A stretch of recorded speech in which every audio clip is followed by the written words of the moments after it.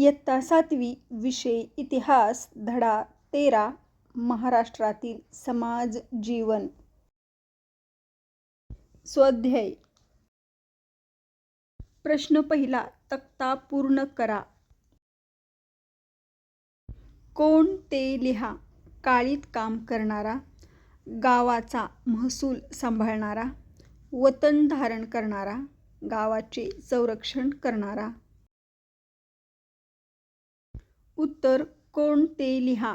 काळीत काम करणारा शेतकरी, वतन धारण करणारा वतनदार, गावाचा महसूल सांभाळणारा कुलकर्णी, गावाचे संरक्षण करणारा पाटील. प्रश्न दुसरा. समाजात कोणकोणत्या अनिष्ट चालीरीती प्रचलित आहेत त्या दूर करण्यासाठी उपाययोजना सुचवा. समाजात शकुन अपशकुन मानणे, शुभ कार्यासाठी मुहूर्त पाहणे, जन्मसंस्कार तसेच मृत्यू संस्कार विधी करणे, नवस करणे, वंश वाढवण्यासाठी मुलाचे महत्त्व, मुलीला परक्याचे धन समजणे, दूध दही तुपाने देवांचा अभिषेक करणे, जात व धर्मभेद पाळणे, आंतरजातीय विवाहांना प्रतिबंध करणे इत्यादी अनिष्ट चालीरीती प्रचलित आहेत. या सर्व अनिष्ट चालीरीती संपुष्टात आणण्यासाठी अनेक विचारवंतांनी, नेत्यांनी कार्य केले. स्वतःच्या आचरणाद्वारे जनजागृती केली. आपणही त्यांच्या पायावर पाय ठेवून वागले पाहिजे. स्वतःचे आचरण बदलून समाजाला बदलण्यास प्रवृत्त केले पाहिजे. प्रश्न तिसरा. तुमच्या परिसरात कोणकोणते सण व उत्सव साजरे केले जातात व याविषयी सविस्तर टिपण तयार करा.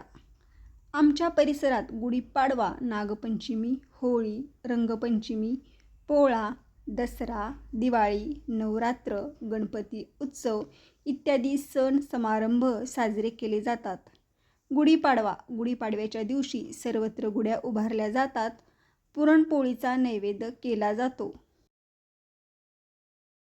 नागपंचमी. नागपंचमीला नागाची पूजा केली जाते. लाह्या फुटाण्यांचा प्रसाद दिला जातो. होळी. होळी या सणाला होळी पेटवली जाते व पुरणपोळीचा नैवेद्य केला जातो. रंगपंचमी. रंगपंचमीला रंग खेळतात. घरी गोडधोड केले जाते. बैलपोळा. पोळ्याला बैलांची पूजा केली जाते. बैलांना सजवले जाते. सजवलेले अनेक बैल एकत्र आणून हा सण साजरा केला जातो. यात्रा भरते. वर्षभर बैल आपल्यासाठी राबतात. त्यांच्यामुळे शेत पिकते. त्यांची कृतज्ञता व्यक्त करण्यासाठीच खऱ्या अर्थाने बैलपोळा हा सण साजरा केला जातो. दसरा. दसरा या सणाला आपट्याच्या झाडाची पाने सोनं म्हणून वाटतात. मोठ्या माणसांचा आशीर्वाद घेतला जातो. दिवाळी. दिवाळीला नवीन ड्रेस घालतात. गोड पदार्थ केले जातात. उटणे लावून आंघोळ करतात. वेगवेगळ्या प्रकारचे फटाके फोडतात. नवरात्र उत्सव. नवरात्रात दुर्गादेवी बसवल्या जातात. हा उत्सव सार्वजनिकरित्या साजरा केला जातो. 9 दिवस मोठ्या आनंद व जल्लोषात हा उत्सव साजरा केला जातो. 9 दिवस गरबा खेळला जातो. गणपती उत्सव हा देखील सार्वजनिक उत्सव आहे. 10 दिवस दररोज वेगवेगळे कार्यक्रम व स्पर्धा घेतल्या जातात. प्रश्न चौथा. खालील मुद्द्यांच्या आधारे शिवकालीन समाजजीवन व सध्याचे समाजजीवन यांची तुलना करा. मुद्दे. शिवकालीन समाजजीवन व सध्याचे समाजजीवन. व्यवहार. शिवकालीन समाजजीवन पद्धतीमध्ये वस्तू विनिमय पद्धत होती. सध्याच्या समाजजीवन पद्धतीमध्ये चलनी नाण्यात व्यवहार होतात. घरे. शिवकालीन समाजजीवनामध्ये गरिबांची घरे ही साधी मातीविटांची असत. श्रीमंताची वाडे 1 वा दुमजली असत. सध्याच्या समाजजीवनामध्ये गरिबांची घरे ही पत्र्यांची सिमेंटची असत. अनेक मजली घरे बांधली जातात. श्रीमंताची घरे ही आलिशान असतात. दळणवळण.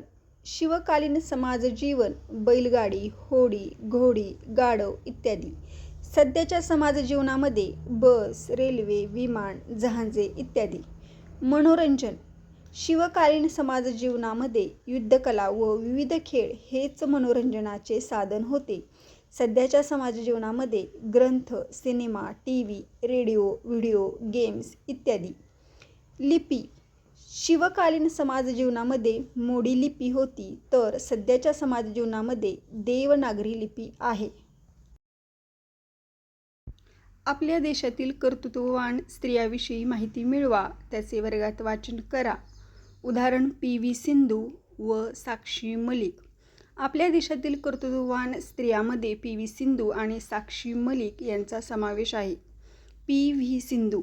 पी.व्ही. सिंधू ही भारतातील सर्वात प्रसिद्ध बॅडमिंटन खेळाडूंपैकी एक आहे. तिने 2016च्या रिओ ऑलिम्पिकमध्ये बॅडमिंटनमध्ये रौप्य पदक जिंकून इतिहास रचला. या खेळात रौप्य पदक जिंकणारी ती पहिली भारतीय महिला ठरली. साक्षी मलिक. साक्षी मलिक ही प्रसिद्ध भारतीय कुस्तीगीर आहे. तिने 2016च्या रिओ ऑलिम्पिकमध्ये 58 किलो फ्रीस्टाईल कुस्ती प्रकारात कांस्य पदक जिंकून देशाला अभिमानित केलं. ती ऑलिम्पिक पदक जिंकणारी पहिली भारतीय महिला कुस्तीगीर बनली. दोन्ही खेळाडूंनी आपल्या अद्वितीय कामगिरीने देशाला गौरवले आहे आणि तरुण पिढीला प्रेरणा दिली आहे.